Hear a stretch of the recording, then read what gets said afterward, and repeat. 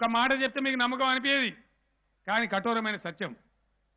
అమిత్ షాని BJP అధ్యక్షుడు ఉన్నాడు.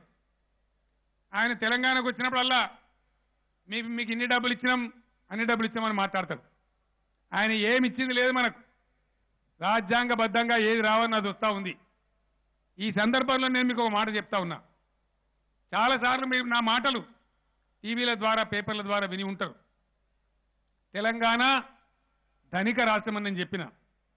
ఎట్లా ధనిక రాష్ట్రం అంటే, ఇండియాను సాధేటువంటి రాష్ట్రాలు, భారతదేశాన్ని పెంచి పోషించి సాధే రాష్ట్రాలు 6-7 రాష్ట్రాలు ఉన్నాయి ఈ దేశంలో. 6-7 రాష్ట్రాలలో మన తెలంగాణ రాష్ట్రం ఒకటి. ఇప్పుడు ఎక్కువ పెరుగుంటుంది. నేను ఏడాది కింద సంగతి చెప్తా ఉన్నా. తెలంగాణ నుంచి వివిధ పనుల రూపంలో ఇన్కమ్ ట్యాక్స్ కావచ్చు, సెంట్రల్ ఎక్సైజ్ కావచ్చు, సర్వీస్ ట్యాక్స్ కావచ్చు, వివిధ పనుల రూపంలో కేంద్ర ఖజానాకు సమకూరే మొత్తం 50,000 కోట్ల రూపాయలు మన దగ్గరికి వెళ్ళిపోయే పైసా. మనకు వాపసు వచ్చేది ట్యాక్స్ డివల్యూషన్ రూపంలో కేవలం 24,000 కోట్లు మాత్రమే. అంటే ఎవరికి ఎవరు డబ్బులు ఇచ్చినట్టు? తెలంగాణ దేశానికి ఇస్తున్నదా, లేదు దేశం తెలంగాణకి ఇస్తున్నదా? అమిత్ షా వచ్చి అడ్డం పొడు మాట్లాడితే, ఇది నిజం కాకపోతే నేను ముఖ్యమంత్రి పదవికి రాజీనామా చేస్తా, నువ్వు అబద్ధం మాట్లాడినావు కాబట్టి ముక్కు నాలుగు క్షమాపణ చెప్పని నేను చెప్పిన. నోరు మూసుకొని దాటిపోయింది.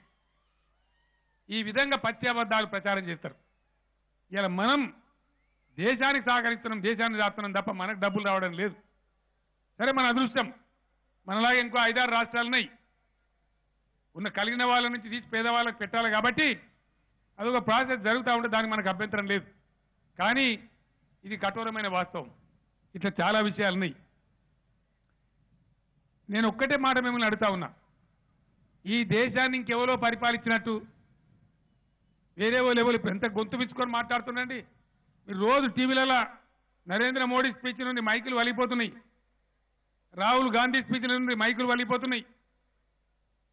ఎవరు అసలు దొంగలు ఎవరు? ఈ ఇద్దరే, వేరే ఎవరో కాదు. ఈ దేశాన్ని గది చేసింది ఎవరండి? వీళ్ళిద్దరు భక్తులే, వేరే వాళ్ళు కాదు. నేను ఒక్క సత్యం చెప్తే మీరు నమ్మలేరు. మాట కఠినంగానే ఉంటుంది, కానీ సత్యం. భారతదేశానికి, ఈ దేశానికి భగవంతుడు కావచ్చు లేదా ప్రకృతి కావచ్చు ప్రసాదించినటువంటి వరం.